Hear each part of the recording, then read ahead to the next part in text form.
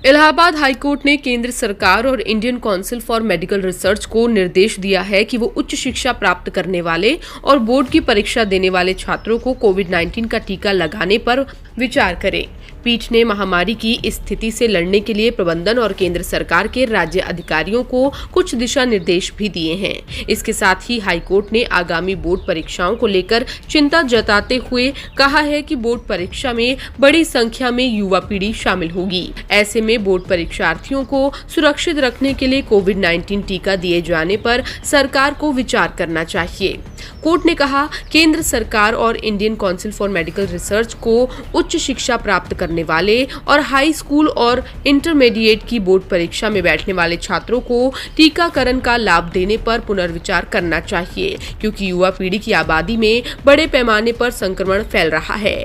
अगर बोर्ड और अन्य परीक्षा आयोजित करने वाले निकाय ऑफलाइन परीक्षा देने पर विचार कर रहे हैं, तो सरकार को ऐसे छात्रों को टीकाकरण का लाभ देने के लिए व्यवहारिकता पर विचार करना चाहिए। कोरोना की बढ़ती रफ्तार को लेकर इलाहाबाद हाईकोर्ट ने राज्य सरकार को प्रभावित क्षेत्रों में 2 से 3 सप्ताह के लिए पूर्ण लॉकडाउन लगाने पर विचार करने के निर्देश दिए हैं। जस्टिस सिद्धार्थ वर्मा और जस्टिस अजित कुमार की खंडपीठ ने आदेश जारी करते हुए राज्य सरकार से कहा है कि खुले मैदानों में अस्थायी अस्पताल बनाकर कोरोना पीड़ितों के इलाज की व्यवस्था की जाए। कोर्ट ने कहा है कि जरूरी हो तो संविदा पर स्टाफ तैनात किया जाए। इस मामले में सुनवाई की अगली तारीख 19 अप्रैल को तय करते हुए स्वास्थ्य सचिव ने हलफनामा मांगा है।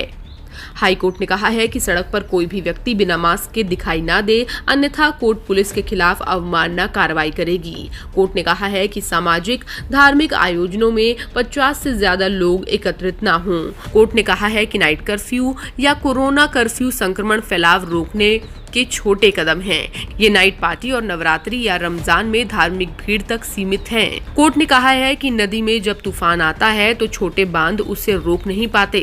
हमें कोरोना संक्रमण को रोकने के लिए सख्त प्रयास करने चाहिए। कोर्ट ने कहा है कि दिन में भी गैर जरूरी यातायात को नियंत्रित किया जाए। जीवन रहेगा तो अर्थव्यवस्था भी दुरुस्त हो जाएगी। विकास व्यक्तियों के लिए है। जब आदमी ही नहीं रहेंगे तो विकास का क्या अर्थ रह जाएगा।